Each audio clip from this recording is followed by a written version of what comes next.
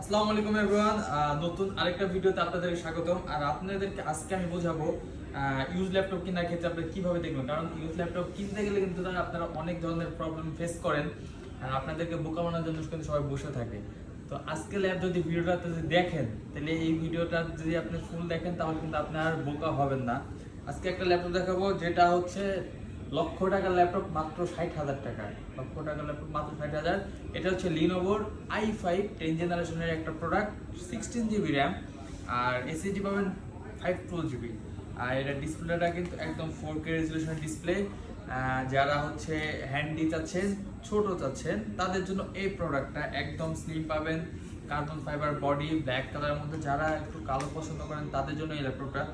আর শোনেন ভাই, আপনারা যারা ল্যাপটপ কিনবেন আগে কিন্তু অবশ্যই আপনাদেরকে সবকিছু যাচাই বাছাই করে কিনতে হবে, নাহলে কিন্তু আপনার ধরে খাওয়ার চান্স থাকবে। কারণ যখন আপনি ল্যাপটপ কিনতে যান তখন কিন্তু আপনি যদি একবারে অদক্ষ থাকেন তাহলে কিন্তু দোকানদাররা আপনাকে ঠকাই দিবেন।